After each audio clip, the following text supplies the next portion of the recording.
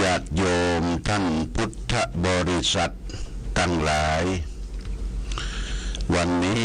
รายการธรรมประทีปส่องต่างก็ได้มาพบปะกับพ่อแม่พี่น้องศรัทธาสาธุชนญาติโยมแห่งครั้งหนึ่งวันนี้เป็นวันจันทร์ที่21เดือนตุลาคมพุทธศักราช2567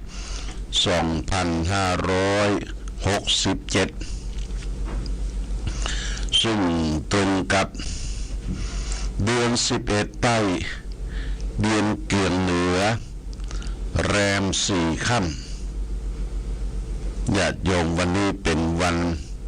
เริ่มงานของข้าราชการสถานการศึกษาหลังจากที่ได้ปิดยาวมาในช่วงออกพรรษาก็ดินฟ้าอากาศในช่วงนี้ก็ฟ้าฝนก็ยังมีอยู่อย่างตะวานี่เมื่อคืนเมื่อเจ้าทะทางตกลงมาฟ้าฝนทั้งหลายที่ตกลงมานี่ทางกรมอุตุนิยมวิทยาบอกว่าจะมีทางภาคเหนือตอนบนตั้งแต่อุตรดิตถ์ลำปางสุโขทัยในช่วงนี้มีฝนแต่บ้านเฮาก็มีน้อยๆคงจะปลอดภัยในช่วงนี้ดินฟ้าอากาศยังแช่มชื่นโดยน้ำฟ้าน้ำฝนเขาก็สามารถที่จะปลูกจะฝังอย่างได้อยู่เนื้อญาติโยมต้นไม้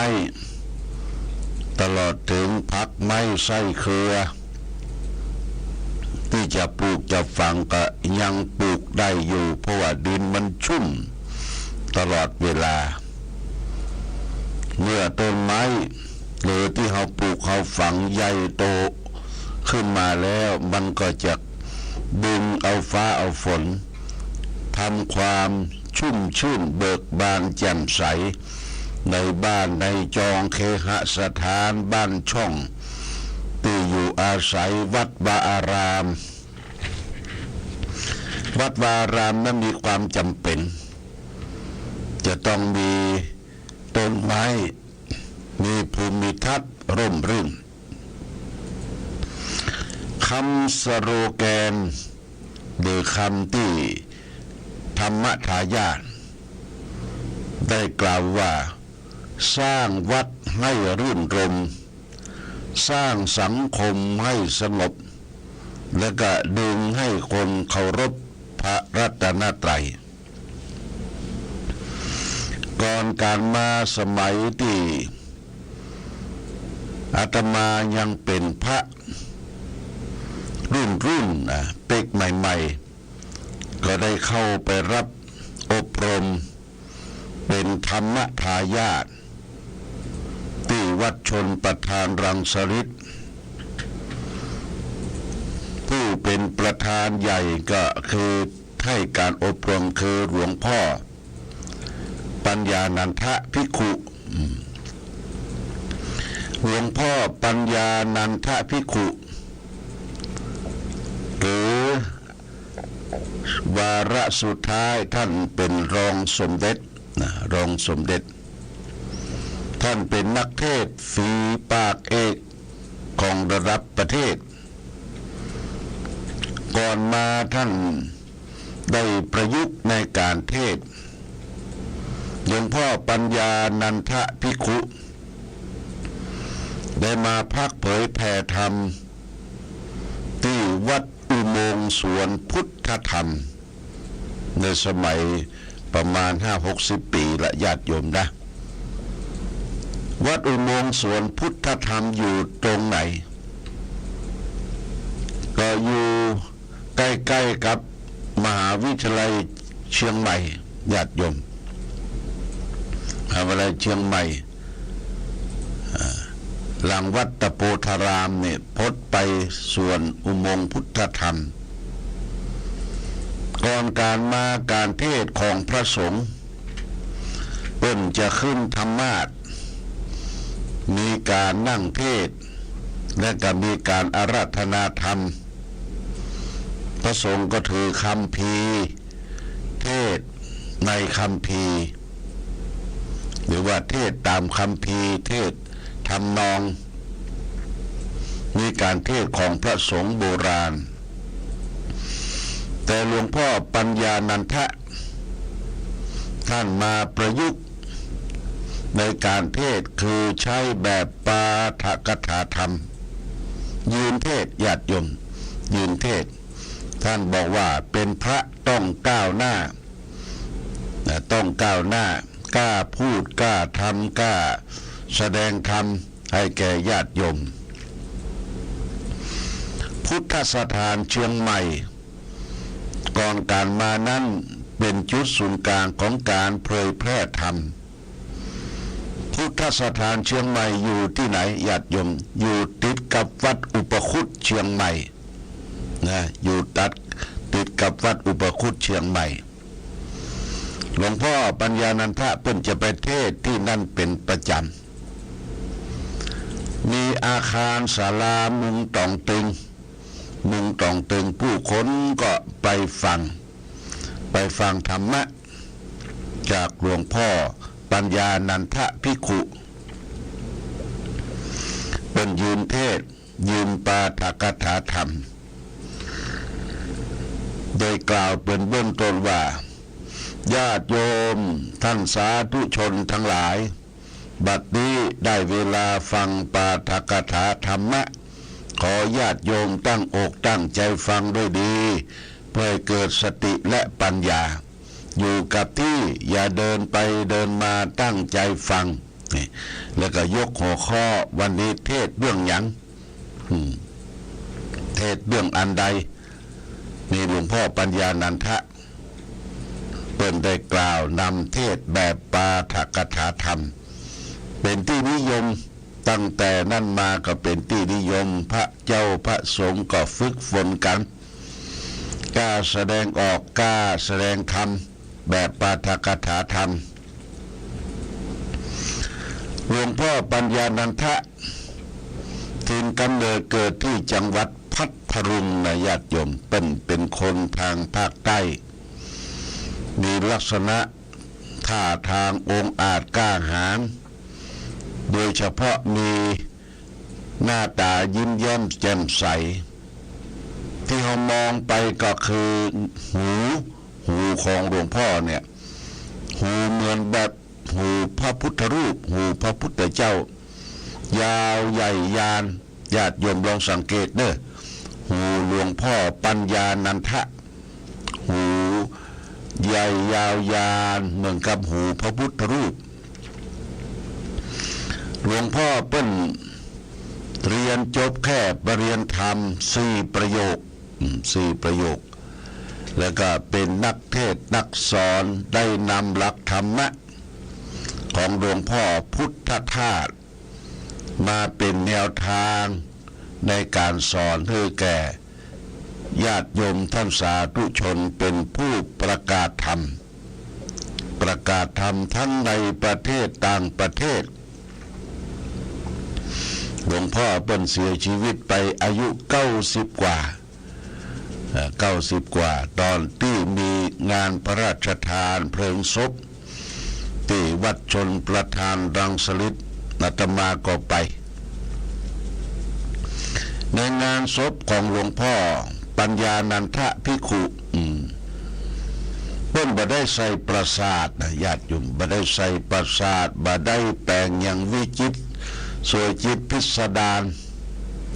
เพิ่นทำเป็นโลงเต๋าโพศพแล้วก็เอาดินกีเนี่ยมาซ้อนกันอุจาดซ้อนรอบโลงเต๋านั้นก็มีการพระราชทานเพลิงศพหลวงพ่อปัญญานันทะภิกขุท่านเป็นหัวหอกเป็นผู้นำในการเผยแพร่ธรรมโดยเฉพาะอย่างยิ่งธรรมทายาท ก่อนนี้อาตมาภาพพร้อมด้วยหลวงพ่อวัดแม่อายหลวงพ่อพระครูวิธานธรรมโสพลได้ไปเข้ารับการอบรมคณะสงฆ์ทางภาคเหนือจังหวัดแพร่จังหวัดลำปางเชียงใหม่หลายรูปในรุ่นที่2ประมาณปีพุทธศักราช 2528 ญาติโยมนะ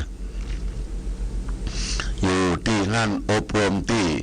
วัดชนประทาน1 เดือนเสร็จแล้วเปิ้นก็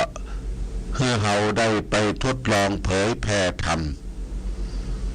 ไปที่ไหนก่อนปุ้นไปจังหวัดสุราษฎร์ธานีไปเยี่ยมไปกราบคารวะหลวงพ่อพุทธทาสไปฟังโอวาทธรรมแล้วก็ออกไปเที่ยวสั่งสอนตามโรงเรียนตามสถานที่ต่างๆเขื่อนเชี่ยวหลานนี่ก่อนเป็นเขื่อนใหม่แล้วก็ได้ประกาศธรรมเดินธุดงค์ไปถึงเกาะสมุยจังหวัดสุราษฎร์ธานีเนี่ยสโลแกนของธรรมทายาทเป็นให้โอวาทว่าพยายามสร้างวัดให้รื่นรมสร้างสังคมให้สงบแล้วก็เคารพในพระรัตนตรัยสร้างอาวาสให้รื่นรมนั้นคือให้ไปประกาศธรรมคำสอนและก็ให้รู้จักรักษาต้นไม้ธรรมชาติท้องถิ่นของวัดวาอารามคืออยู่คงที่คือมีความร่มรื่นนี่เป็นประการละสำคัญทีนี้มาถึงเจ้าประคุณสมเด็จพระมหารัชมังคลาจารย์อดีตท่านเจ้าวาดวัดปากน้ำภาษีเจริญอดีตตัวแทนของสมเด็จพระสังฆราชปกครองสงฆ์ท่านให้โอวาทว่าต้นไม้ที่เกิดจากธรรมชาติในวัดอย่าไปตัดรอนทิ้งนะต้นไม้ธรรมชาติญาติโยมนะเป็นต้นเป้าเป็นต้นมะค่าเป็นต้นอย่างต่างๆที่เกิดขึ้นโดยธรรมชาติโดยนกโดยหนูได้กินและกระทายมูลออกขึ้นมาตามใกล้ๆวัดอย่าไปตัดรานทานทิ้งไปนั่นเป็นธรรมชาติ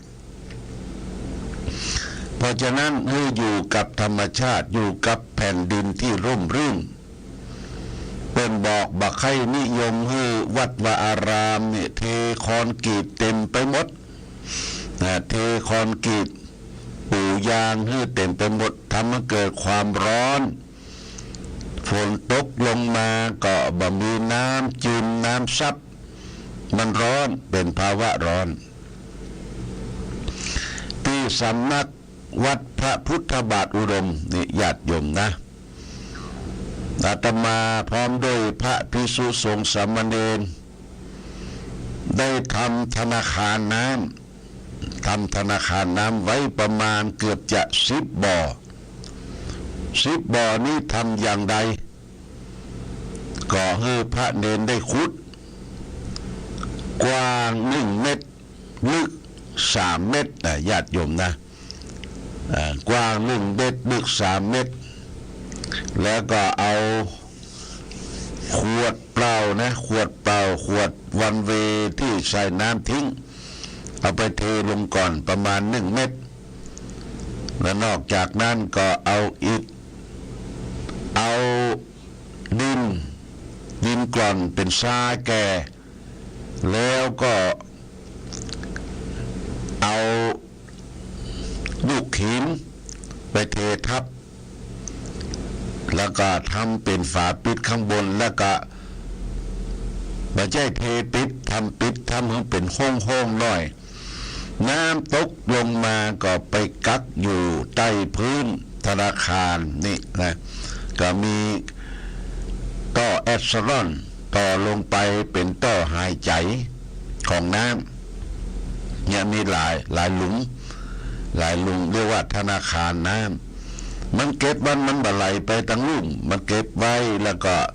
มันจะเอาไปดื่มไปใจในหน้าร้อนนี่ต้นไม้บนสำนักปฏิบัติธรรมวิปัสสนานาบ่อสวาจึงมีต้นไม้ใหญ่ๆหลายต้นโดยเฉพาะอย่างยิ่งไม้แหวต้นหนึ่งใหญ่คนสัก10 คนนี่อ้อมประจอดญาติโยมนะนี่อยู่หน้ากุฏิอันนี้คือสร้างวัดให้รื่นรมสร้างสังคมให้สงบสังคมคือการอยู่ร่วมกันแบบพี่แบบน้องแบบครอบแบบครัวเวลามามาเทศมาใดก็ขอให้สังคมครอบครัวนั้นมีความสุขถ้อยทีถ้อยอาศัยคืออภัยซึ่งกันและกันผัวเป็นไฟก็คือเมียเป็นน้ำเมียเป็นไฟคือผัวเป็นน้ำย่อมดับไฟที่กำลังลุกโชติชนกำแช่งชักหักกระดูดกำว่ากำทอกันกระดักแก่คนก้มหน้าลับตาดับยอมการยอมการนี่ภาษาไทยว่าแพ้นี่เป็นพระนะชนะเป็นมารจิตใจเฮาแสดงความยอมแพ้แต่จิตใจเป็นพระก็คือเป็นคนที่มีความดีสุขุมคำพีรภาพสุดีงามง่ายอยู่ในจิตในใจแพ้เป็นพระคนยอมแพ้แต่จิตใจเฮาชนะแพ้เป็นพระจิตใจเป็นพระชนะเป็นมารคนชนะเอาโตอวดตัวอาหังการมะมังการนั่นเป็นมารญาติโยมเพราะฉะนั้นให้พระอยู่โดยพระครอบครัวใดผัวมีจิตใจเป็นพระเมียมีจิตใจเป็นพระโอบอ้อมอารีคิดเพื่อแผ่ถ้อยทีถ้อยอาศัยอภัยซึ่งกันและกันนั่นคือความสุขระหว่างครอบครัวสร้างสังคมและสังคมเริ่มแรกก็คือสังคมครอบครัวสร้างสังคมให้สงบแล้วก็ดึงให้คนเคารพพระรัตนตรัยอย่างสำนักปฏิบัติธรรมวัดพระพุทธบาทอุดมเนี่ยเชิญชวนญาติโยมได้ปฏิบัติธรรมทุกวันเสาร์นะเขาปฏิบัติธรรมนี่เขาบ่ได้ไปอวดไผว่าได้ไปปฏิบัติธรรมอวดคนนั้นอวดคนนี้นี่พยายามอย่างยิ่งดึงญาติโยมเข้าวัดให้รู้จักพระรัตนตรัยพระพุทธพระธรรมและพระสงฆ์ภัยไปก็ได้ภัยไปก็ได้ธรรมะได้กู้ได้กินได้ไหว้พระสวดมนต์จิตใจสุขเกษมสำราญเบิกบานจิตใจเนี่ยคือเคารพในพระรัตนตรัยพระพุทธพระธรรมพระสงฆ์จึงฝากสโลแกนของธรรมทายาทว่าคือสร้างวัดให้รื่นรมสร้างสังคมให้สงบและก็เคารพในพระรัตนตรัยอย่างนี้เป็นต้นวันนี้เป็นวันที่21วันจันทร์ที่21วันพรุ่งนี้เป็นวันที่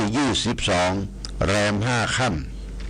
ำวันที่22นี้ทางวัดพระพุทธบาทอุดมได้นัดแนะญาติโยมท่านสาธุชนได้จัดแจงแต่งดาองค์กฐินที่ปูนอาคารครูบาเจ้าศรีวิจัยเราจะได้ปักต้นแต่งต้นผ้าเป็นต้นครัวและแต่งเครื่องบริวารกฐินในภาคเจ้าวันที่22พรุ่งนี้ตอนบ่ายก็จะมีสมโภชองค์กฐินได้นำองค์กฐินแห่ไปตามถนนเทศบาลตำบลเวียงฝางและก็ขึ้นมาประดิษฐานไว้ที่เก่าปืนอาคารครูบาเจ้าศรีวิจัยแล้วก็เมื่อคืน1 ทุ่ม 7 โมงแรงเนี่ยผู้เจ้าประสงค์สามเณรก็จะได้อบรมสมโภชเจริญพระพุทธมนต์สมโภชองค์กฐิน วันที่23ก็จะได้ทอดกฐินสามัคคี โดยการนำของหม่อมสราณีกิติยากรได้รับผ้าประทานจากอมสมสวลีพระวรชายา